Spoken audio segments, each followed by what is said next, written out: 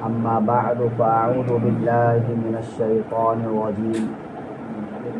بسم الله الرحمن الرحيم. وانكحوا ما طاب لكم من النساء مثنى وثلاث ورباع. صدق اللہ العظیم. سامعین محترم اور معزز ساتھیوں، اسلام ایک ایسا مذہب ہے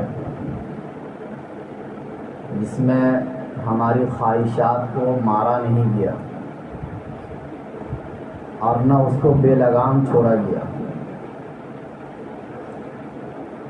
ایسا نہیں کہا گیا کہ اللہ تعالیٰ نے تمہارے اندر جو خواہش رکھی ہے اللہ کو راضی کرنے کے لیے وہ خواہش بھی ختم کر دو. اور یہ بھی نہیں کہا کہ اللہ نے جو خواہش رکھی ہے بس اس میں بے لگام ہو جاؤ جانوروں کی طرح، بلکہ ایک نظام اللہ تعالیٰ نے بنایا. اللہ تعالیٰ نے ہمارے اندر کھانے کی خواہش کو رکھا، پینے کی خواہش کو رکھا. تو کھانے میں کیا کیا چیزیں حلال ہیں، کیا کیا چیزیں حرام ہیں، اس کی ساری تفصیلات کو اللہ نے بتایا. اسی طریقے سے پینے میں کیا چیزیں حرام ہیں اور کیا چیزیں حلال ہیں اللہ نے اس کی بھی ساری تفصیلات کو، اور نبی صلی اللہ علیہ وسلم نے احادیث مبارکہ میں اس کی تفصیلات کو بتایا. اسی طریقے سے تیسرے نمبر پر جو خواہش آتی ہے وہ ہماری جنسی خواہش، جن کو پورا کرنے کے لیے اللہ تعالیٰ نے نکاح کو ایک ذریعہ بنایا اور یہ فرمایا کہ جب تم اس عمر کو پہنچ جاؤ جب تمہیں یہ لگے کہ اب اس خواہش کی بھی تکمیل ہونی چاہیے تو پھر نکاح کرو. نکاح کے بغیر بے لگام چھوڑ دینا جانوروں کی طرح کہ بس جیسے چاہو ویسے اپنی خواہش پوری کرو تو یہ فتنے اور فساد کا سبب بنے گا. اور اگر اللہ یہ کہہ دیتے کہ نہیں اس خواہش کے پیچھے ہی مت پڑو، کیونکہ اگر اس خواہش کے پیچھے پڑ گئے تو میری عبادت کہاں سے کرو گے. نکاح کے بعد انسان اور مشغول ہو جاتا ہے، بیوی بال بچے، کمانے کی ذمہ داری، بچوں کی ذمہ داری، بہت ساری ذمہ داری آ جاتی ہے. تو پھر میری عبادت کے لیے وقت کیسے ملے گا تم کو؟ لہٰذا یہ خواہش کو مار دو تم. یہ بھی اللہ تعالیٰ نے اس طریقے سے نہیں فرمایا، بلکہ دنیا میں جتنے بھی پیغمبر آئے سارے پیغمبروں نے کثرت سے نکاح کیے. صرف نکاح نہیں کیے بلکہ کثرت سے نکاح کیا. اور بخاری کی حدیث میں آتا ہے کہ اس امت کے یعنی اس کائنات کے سب سے بہترین انسان نے سب سے زیادہ نکاح کیے. ہمارے نبی صلی اللہ علیہ وسلم کی 11 ازواج مطہرات تھی. اللہ کے نبی صلی اللہ علیہ وسلم سب سے زیادہ تقوی والے، اللہ کے نبی صلی اللہ علیہ وسلم سب سے زیادہ اللہ کو وقت دینے والے، اللہ کے نبی صلی اللہ علیہ وسلم کے دل میں سب سے زیادہ اللہ کا ڈر. وہ تو جنت اور جہنم کا مشاہدہ کرتے تھے ہر وقت. اس کے باوجود بھی ہمارے نبی صلی اللہ علیہ وسلم نے امت کو پیغام دیا نکاح کر کے کہ یہ وہ چیز ہے کہ جس سے دور ہونا یہ اللہ کو پسند نہیں ہے. وہ ایک صحابی آئے نا اللہ کے نبی صلی اللہ علیہ وسلم کے پاس، اور یعنی حضرت عائشہ صدیقہ کے پاس آئے، اور ان کو یہ لگا کہ اللہ کے نبی صلی اللہ علیہ وسلم کے سارے گناہ معاف ہیں، معصوم ہیں، اس کے باوجود اتنی عبادتیں کرتے ہیں، لہٰذا میں کبھی اب شادی نہیں کروں گا، اس کے بعد سے نکاح نہیں کروں گا. اللہ کے نبی صلی اللہ علیہ وسلم تک جب بات پہنچی تو اللہ کے نبی صلی اللہ علیہ وسلم نے غصے کا اظہار فرمایا اور یہ فرمایا کہ یہ نہیں ہو سکتا ہے. میں تم میں سب سے زیادہ متقی، لیکن میری 9 بیویاں ہیں. یعنی اس وقت میں 9 بیویاں تھی اللہ کے نبی صلی اللہ علیہ وسلم کی، 2 کا انتقال ہو چکا تھا. ایسے ہی جب غزوات میں جاتے تھے صحابہ کرام تو عام طور سے کئی مہینے گزر جاتے تھے.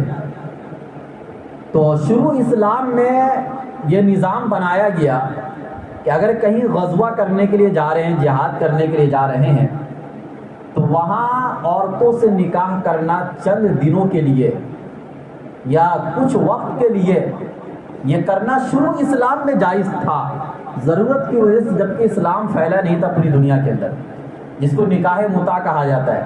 یعنی اتنا خیال کیا گیا کہ عورتوں سے جدائیگی کو میدان جہاد میں لڑتے ہوئے بھی پسند نہیں کیا گیا۔ اللہ کے نبی صلی اللہ علیہ وسلم جب بھی سفر کرتے تھے اپنی ازواج کے ساتھ سفر کیا کرتے تھے، کسی ایک نہ ایک کو ساتھ لے کر جاتے تھے۔ یہ اللہ کے نبی صلی اللہ علیہ وسلم کی سنت ہے۔ کچھ صحابہ اللہ کے نبی صلی اللہ علیہ وسلم کے پاس آئے اور انہوں نے یہ فرمایا کہ ہمیں جہاد کرنا پڑتا ہے اور بھی دین کی بہت ساری خدمات ہیں، نکاح کے ہوتے ہوئے بھی ساری خدمات ہم انجام نہیں دے سکتے ہیں، لہٰذا ہم اپنے آپ کو نامرد بنا لیتے ہیں، یعنی کچھ ایسا نظام کر لیتے کہ جس کی وجہ سے وہ خواہشی نہ بھڑکے اور وہ ختم ہو جائے۔ جیسے جانوروں میں، بعض جانوروں میں یہ کام کیا جاتا ہے، اس جانور کے گوشت کو اچھا بنانے کے لیے، بکریوں میں ہوتا ہے۔ تو ایسے ہی صحابہ کرام نے خصی ہونے کی اجازت مانگی اللہ کے نبی صلی اللہ علیہ وسلم سے۔ اللہ کے نبی صلی اللہ علیہ وسلم نے غصے کا اظہار فرمایا اور سختی سے منع فرمایا۔ یہ تو اللہ تعالیٰ کی خلقت کو تبدیل کرنا ہے۔ اللہ تعالیٰ نے جیسا آپ کو بنایا ویسا آپ نہیں رہنا چاہتے، اس کے علاوہ رہنا چاہتے ہیں، اور یہ تو اسلام میں حرام ہے۔ خلقت کو کسی بھی اعتبار سے بدلا نہیں جا سکتا۔ خلاصہ کلام یہ نکلا کہ نکاح کی اسلام میں بہت ویلو ہے، اور بے نکاح رہنا یہ اسلام میں پسند نہیں کیا گیا۔ جیسے ہی لڑکے اور لڑکیاں بالغ ہو، اسلام میں یہ ہے کہ ویسے اس کا نکاح کرا جائے، اور بہت زمانے تک اسی پر عمل ہوتا رہا، اسلامک معاشرے کے اندر، اسلامک ملکوں کے اندر۔ اور صحابہ کرام میں جیسے ہی بالغ ہوتی تھی لڑکیاں، ان کی شادی اگلے دن، اگلے مہینے ہو جاتی تھی۔ زیادہ انتظار صحابہ کرام، تابعین، تبع تابعین اور ان کے بعد جتنے بھی زمانے گزرے ہیں، آپ ان کی تاریخ کو اٹھا کر دیکھیے، عورتوں کے سلسلے میں خصوصاً انتظار نہیں کرتے تھے، فوراً نکاح کر دیا کرتے تھے، جس کی بنیاد پر بے حیائی بالکل ختم ہو چکی تھی، کیونکہ شادی بے حیائی کے دروازے کو بند کر دیتی ہے۔ اللہ تعالیٰ نے قرآن کریم میں فرمایا فَانْكِحُوا مَا طَابَ لَكُم مِّنَ النِّسَاءِ مَثْنَىٰ وَثُلَاثَ وَرُبَاعَ، کہ تم نکاح کرو ان عورتوں سے جو تم کو اچھی لگے، 2 3 4۔ اسلام میں 4 تک کی نکاح کی اجازت دی گئی ہے۔ اس کے اگرچہ کچھ شرائط ہیں، انصاف کے ساتھ سارے کام ہو، اور اللہ نے کسی کو یہ طاقت دی ہے تو اس کو ضرور کرنا چاہیے۔ شادیوں کی ترغیب اسلام کے اندر ہے، ممانعت نہیں ہے کسی بھی درجے میں۔ اور صحابہ کرام میں کثرت سے نکاح کرنے کا ریشو تھا، وہ کثرت سے نکاح کیا کرتے تھے۔ 4 بیویاں تو عام طور سے صحابہ کرام کی تھی، ان میں سے کسی کا انتقال ہو جائے یا کسی وجہ سے اگر طلاق کی نوبت آ جائے، فوراً دوسری شادی صحابہ کرام کر لیا کرتے تھے۔ اور صحابہ کرام کے شادی کرنے کا اصل مقصد بچوں کی پیدائش ہوا کرتی تھی، امت مسلمہ کے افراد کو بڑھانا۔ اور یہی وجہ ہے کہ پھر مسلمانوں کی تعداد بڑھی اس زمانے میں، ایسے لوگ پھر پیدا ہوئے کہ جنہوں نے اسلام کی خدمت کی، اور ان کے ذریعے سے پھر پوری دنیا میں اسلام پھیلا۔ مجاہدین پیدا ہوئے، مجاہدین کی ٹیم تیار ہوئی۔ وہ صحابہ وہ لوگ نہیں تھے کہ نکاح خواہشات کے لیے کرے، یا نکاح اس مقصد کے لیے کرے کہ بس 1 2 بچے پیدا کر لیں گے، بس کافی ہے، اس کے بعد بچے پیدا نہیں کریں گے۔ یہ تو آج کے زمانے میں ہمارے ذہنوں کے اندر ایک پروپیگنڈا ڈالا گیا، جو کہ ایک دم جھوٹا پروپیگنڈا ہے۔ یہ کہا گیا کہ دنیا میں غذا کم ہوتے جا رہے ہیں، بچوں کی تعداد بڑھتی جا رہی ہے، کھانا پینا کہاں سے نصیب ہوگا؟ یہ سب جھوٹ ہے۔ تو کہنے کا مطلب ہے کہ اللہ تعالیٰ نے حکم دیا نکاح کرو جو تم کو اچھی لگے، زبردستی والا معاملہ نہیں ہے، لیکن نکاح کرنا ہے۔ جو عورت بھی تم کو اچھی لگے اس سے نکاح کرنے کا حکم اللہ تعالیٰ نے قرآن کریم میں دیا۔ ایک جگہ فرمایا وَأُحِلَّ لَكُم مَّا وَرَاءَ ذَلِكُمْ أَن تَبْتَغُوا بِأَمْوَالِكُمْ مُحْسِنِينَ غَيْرَ مُسَافِحِينَ۔ کہ جن عورتوں کو اللہ نے تمہارے لیے حرام قرار دیا، جن کی فہرست اللہ نے بیان کر دی، جیسے تمہاری ماں، تمہاری بیٹی، تمہاری بہنیں، ان کے علاوہ جو عورتیں بچی، ان عورتوں سے تم مال کے ذریعے سے نکاح کرو۔ مال سے مراد مہر ہے، یعنی مہر کا اللہ نے ذکر کیا کہ مہر دے کر عورتوں سے نکاح کرو۔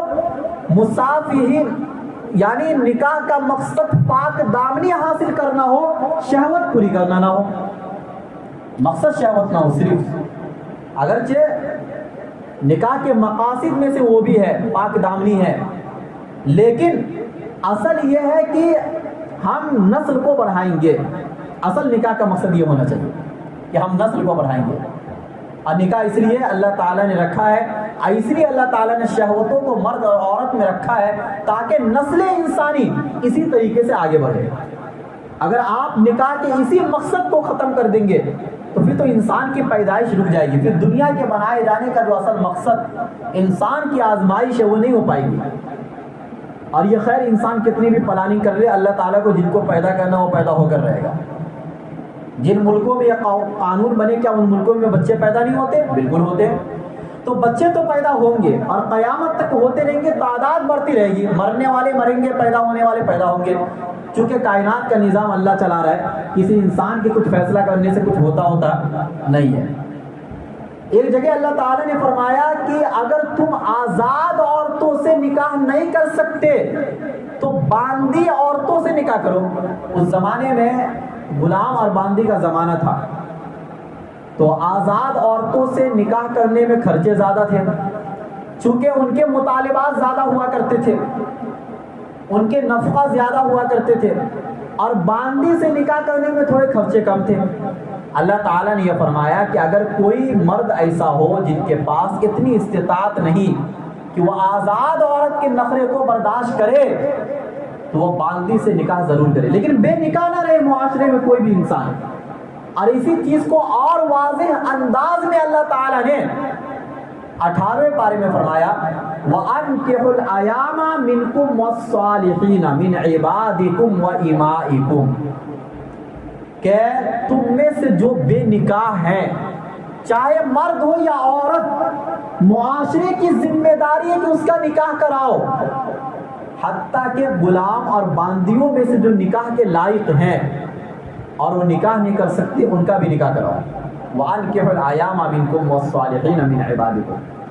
اب یہاں پر ایک سوال پیدا ہوتا ہے لوگوں کے ذہنوں میں، اور یہ سوال آج بھی لوگوں کے ذہنوں میں ہے کہ نکاح کے بعد خرچے بڑھ جاتے ہیں، نکاح کے بعد خرچے بڑھ جاتے ہیں، بچوں کی پیدائش، یہ سارے کام اتنے آسانی سے نہیں ہو پاتے، خصوصاً آج کے زمانے میں۔ لہٰذا پہلے اپنی لائف کو اچھی بنائیں گے، اس کے بعد شادی کریں گے، پہلے اچھا کمانے لگیں گے پھر شادی کریں گے، پہلے کچھ پیسے جمع کر لیں گے 2-4 سال کما کر پھر شادی کریں گے۔ یہ سوال آج کل کے بچوں کے ذہنوں میں پیدا ہوتا ہے، اور لڑکوں میں بھی اور لڑکیوں میں بھی، کہ پہلے اپنی زندگی کو کامیاب بنا لے پھر نکاح کریں گے۔ اللہ نے اس سوال کا جواب دیا قرآن کریم کے اندر، إِن يَكُونُوا فُقَرَاءَ يُغْنِهِمُ اللَّهُ مِنْ فَضْلِهِ، کہ اگر یہ فقیر ہیں، محتاج ہیں، تو شادی کے بعد اللہ ان کو بے نیاز کرے گا، مالدار بنائے گا۔ اللہ یہ ذمہ داری لیتا ہے کہ تم مجھ پر بھروسہ کر کے توکل کے ساتھ نکاح کرو، اگر غربت ہوگی تو عورتوں کی برکت سے اور اولاد کی برکت سے میں تمہارے رزق میں اضافہ کروں گا۔ پھر یہاں پر ایک سوال ہوتا ہے کہ ہم بہت سے لوگوں کو دیکھتے ہیں کہ نکاح ہو جانے کے بعد بھی ان میں غربت رہتی ہے، بہت سے لوگ ایسے ہیں، یا بہت سی مرتبہ ایسا ہوتا ہے کہ نکاح سے پہلے حالات اچھے ہوتے ہیں اور نکاح کے بعد حالات کچھ خراب ہو جاتے ہیں۔ یہ سوال پیدا ہوتا ہے لوگوں کے ذہن میں۔ اس سوال کا جواب یہ ہے کہ دیکھو، آگے کا علم تو صرف اللہ کو ہے، آگے کا جو علم ہے آپ کے ساتھ کیا ہونے والا ہے کیا نہیں ہونے والا ہے، کتنا آپ کمائیں گے کتنا نہیں کمائیں گے، یہ علم تو اللہ تعالیٰ کے پاس ہے۔ اگر شادی کے بعد آپ کے حالات کچھ خراب ہو رہے ہیں یا تھوڑی غربت کی زندگی گزر رہی ہے تو یہ فیصلہ کون کرے گا کہ اگر آپ شادی نہ کرتے اور پھر آپ یہاں تک پہنچتے تو آپ کے حالات اچھے رہتے؟ یہ فیصلہ کون کرے گا؟ یہ تو کسی کو نہیں معلوم ہے نا بھائی۔ اللہ تعالیٰ نے بتایا کہ شادی کے بعد میں تم کو بے نیاز کروں گا اپنا رزق دے کر۔ یہ بھی تو ہو سکتا تھا کہ اگر شادی نہ کرتے تو جو حالات ابھی ہمارے خراب اس سے کہیں زیادہ خراب ہو جاتے۔ تو پتہ چلا یہ مسئلہ غیب سے متعلق ہے۔ کس سے متعلق ہے؟ غیب سے۔ اور جو مسائل غیب سے متعلق ہو اس میں بحث و مباحثہ کرنے کی ضرورت نہیں ہے، وہ سارے معاملے اللہ کے حوالے کر دیے جاتے ہیں۔ اللہ وسعت والا ہے، ان اللہ واسع علیم۔ اللہ تعالیٰ دینے میں کبھی بھی بخیلی نہیں کرتا ہے، اور اللہ خوب جاننے والا ہے کب کس کو کتنا دینا ہے، کیوں دینا ہے، یہ بات اللہ جانتا ہے۔ بہت سی مرتبہ حالات خراب ہوتے ہیں اگلے حالات کو اچھے بنانے کے لیے، اور بہت سی مرتبہ ایسا ہوتا ہے کہ حالات کو ہم نے خود ہی خراب کیا ہوتا ہے۔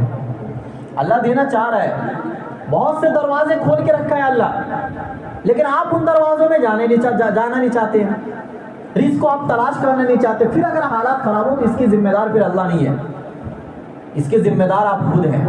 تو بہت سی مرتبہ رزق میں پرابلم ہماری وجہ سے آتے ہیں۔ بہت سی مرتبہ ایسا بھی ہوتا ہے کہ نکاح کا مقصد اصل کیا ہے؟ پاک دامنی حاصل کرنا۔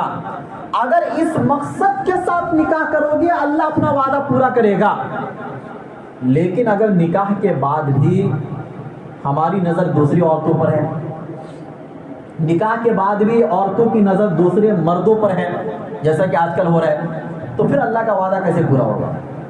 اللہ نے نکاح کا جو مقصد بتایا قرآن کریم میں پاک دامنی، وہ تو پورا نہیں ہوا نا۔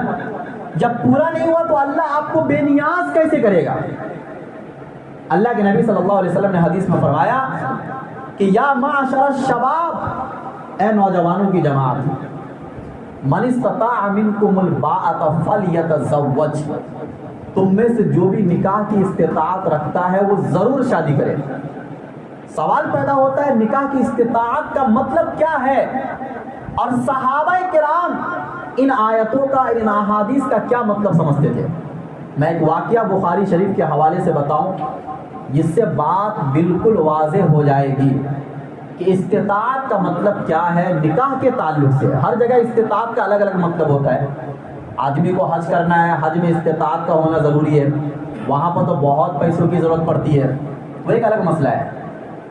لیکن نکاح میں استطاعت کا مطلب کیا ہے؟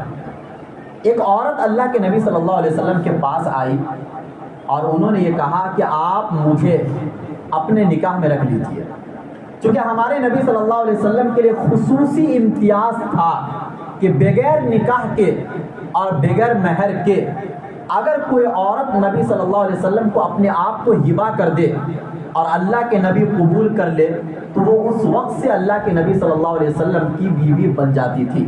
یہ بات قرآن کریم کے اندر ہے کہ وَامْرَأَةً مُؤْمِنَةً إِنْ وَهَبَتْ نَفْسَهَا لِلنَّبِيِّ إِنْ أَرَادَ النَّبِيُّ أَنْ يَسْتَنْكِحَهَا، آگے اللہ نے قید لگا دی خَالِصَةً لَكَ، یہ آپ کے لیے خاص ہے، یہ نبی کے لیے خاص ہے، یہ امت میں کسی اور کے لیے نہیں کہ کوئی عورت آئے وہ کہے کہ میں آپ کو ہبہ کرتی ہوں اور وہ کہے کہ ٹھیک ہے قبول ہے، تو اس طریقے سے ان کا نکاح نہیں ہوگا۔ نکاح کے جو سارے شرائط وہ پورے کرنے پڑیں گے۔ خیر، تو وہ ایک عورت آئی اللہ کے نبی صلی اللہ علیہ وسلم کے پاس اور انہوں نے یہ کہا کہ آپ مجھے میں اپنے آپ کو ہبہ کرتی ہوں، آپ کے حوالے کرتی ہوں، آپ قبول کر لیجئے۔ اللہ کے نبی صلی اللہ علیہ وسلم نے تھوڑی دیر غور و فکر کرنے کے بعد فرمایا کہ نہیں، مجھے ضرورت نہیں ہے۔ یہ اللہ کے نبی کے اوپر یہ فیصلہ تھا۔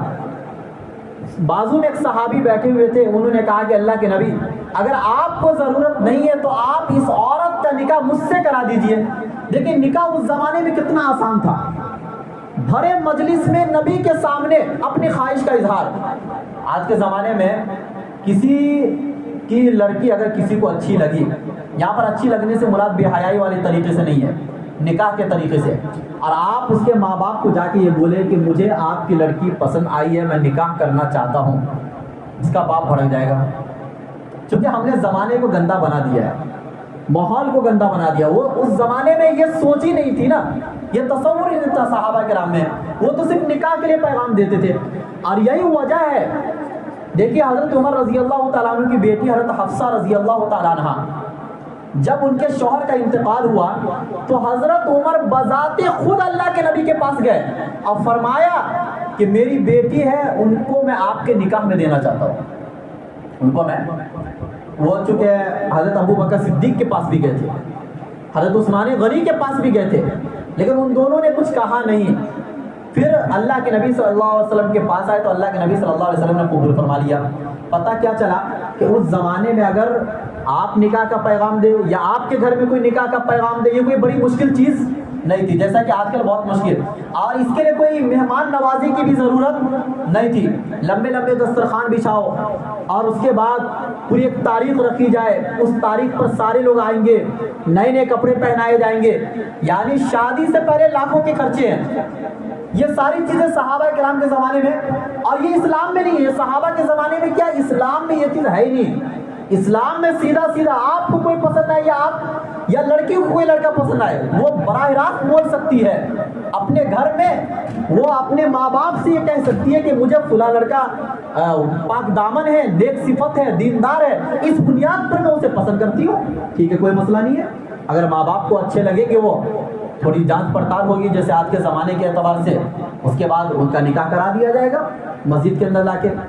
کوئی مشکل نہیں, نکاح سب سے آسان کام تھا. خیر اس صحابی نے یہ کہا کہ آپ میرا نکاح ان سے کرا دیجئے اگر آپ کو ضرورت نہیں ہے. تو اللہ کے نبی صلی اللہ علیہ وسلم نے فرمایا کہ تمہارے پاس ان کو دینے کے لیے کیا ہے, یعنی مہر. تو انہوں نے فرمایا میرے پاس کچھ بھی نہیں ہے. فرمایا جاؤ گھر میں تلاش کرو, کچھ تو مل جائے. صحابی گھر میں گئے, واپس آئے, فرمایا اللہ کے نبی کچھ بھی نہیں ہے میرے گھر میں. فرمایا جاؤ لوہے کی انگوٹھی مل جائے, وہ لے کر کچھ تو دے دو اس عورت کو. وہ گئے, فرمایا اللہ کے نبی لوہے کی انگوٹھی بھی نہیں میرے گھر میں. فرمایا پھر اس کو تم کیا دو گے؟ فرمایا بس میرا ایک یہ تہ بند ہے, یعنی لنگی ازار, یہ آپ اس عورت کے حوالے, بخاری شریف کی حدیث ہے, آپ اس عورت کے حوالے کر دو. اللہ کے نبی نے فرمایا یہ حوالے کر کے کیا فائدہ, اگر وہ پہنے گی تو تمہیں کچھ فائدہ نہیں, اب تم پہنو گے تو اس کو کوئی فائدہ نہیں. ازار بھی اگر بڑا ہو تو اس کپڑے کو کاٹ دیا جائے اور تقسیم کر دیا جائے, ایسا بھی نہیں تھا, غربت کا زمانہ تھا. اللہ کے نبی صلی اللہ علیہ وسلم تھوڑا سوچ میں پڑ گئے اور وہ صحابی جانے لگے, کیونکہ جو امید تھی وہ ختم ہو گئی امید. پھر اس تھوڑی دور جانے کے بعد اللہ کے نبی نے اس صحابی کو بلایا, فرمایا تم ادھر آؤ بیٹھو. وہ اللہ کے نبی صلی اللہ علیہ وسلم کے سامنے بیٹھ گئے اور فرمایا کہ تمہیں کچھ قرآن کا کچھ حصہ یاد ہے؟ انہوں نے فرمایا ہاں مجھے قرآن یاد ہے. اللہ کے نبی صلی اللہ علیہ وسلم فرمایا بغیر دیکھے یاد ہے؟ فرمایا ہاں بغیر دیکھے یاد ہے. اللہ کے نبی صلی اللہ علیہ وسلم نے فرمایا کہ جو حصہ تمہارے سینے میں موجود ہے اس کے بدلے اس عورت کا میں تم سے نکاح کرتا ہوں, یہ مہر ہے قرآن, تم ان کو وہ صورتیں یاد کرا دینا. لیکن اللہ کے نبی صلی اللہ علیہ وسلم نے ایک رشتہ آیا جو مناسب رشتہ تھا, صرف غربت کی بنیاد پر اس رشتے کو ختم نہیں کیا.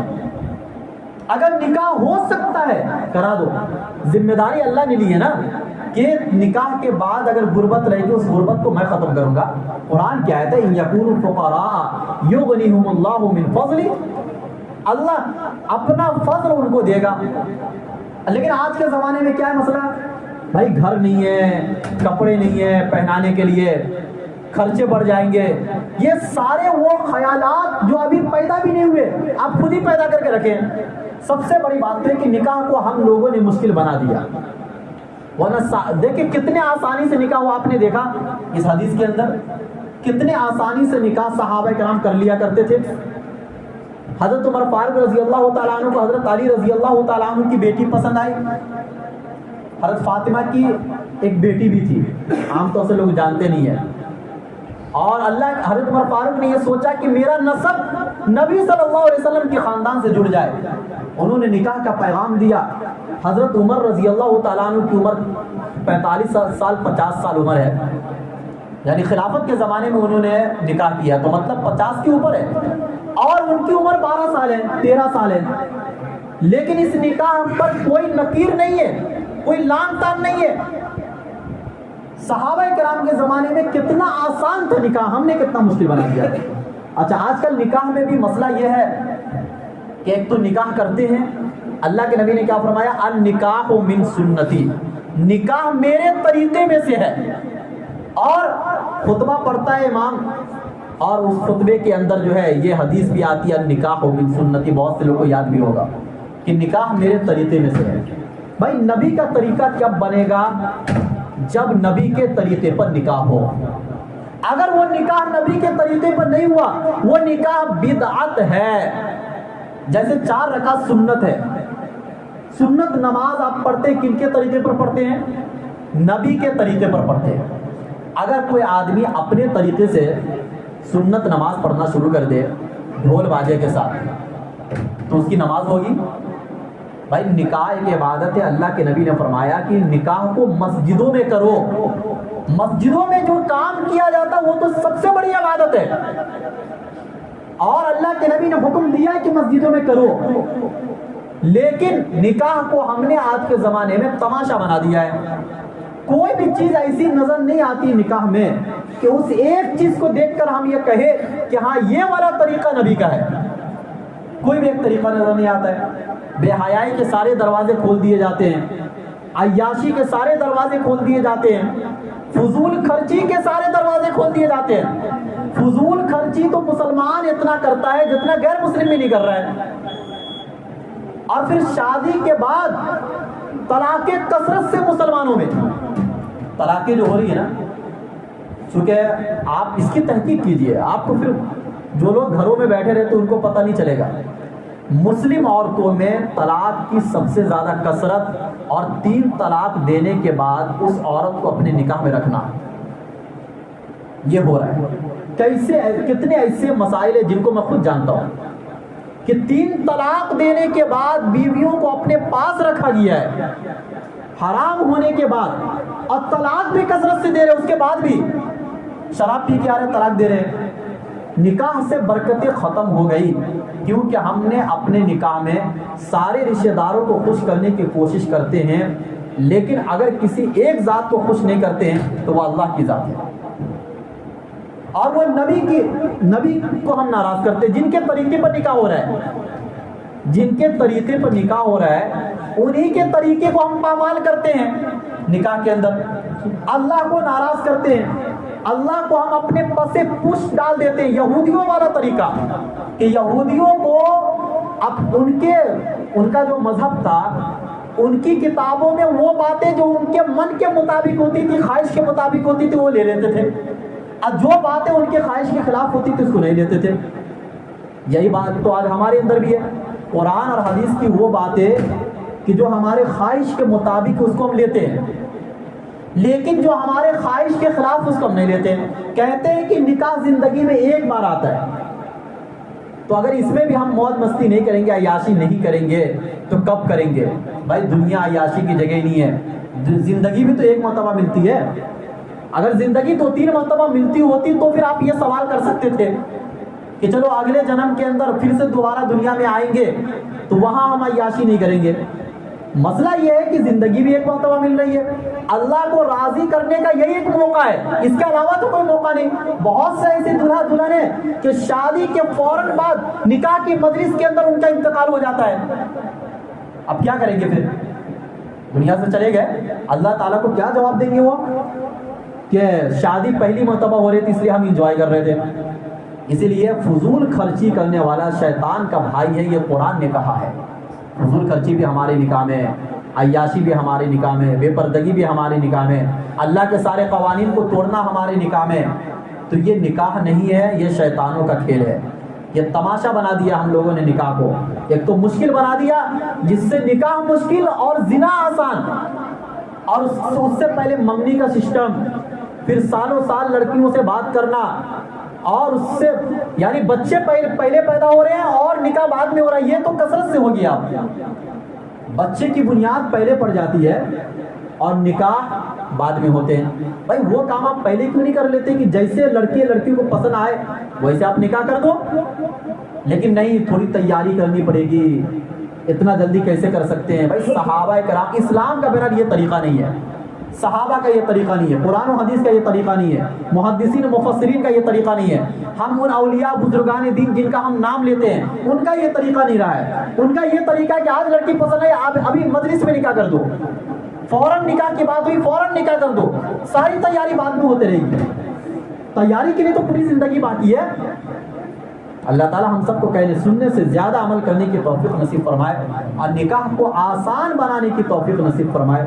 وآخر دعوانا الحمدللہ رب العالمین۔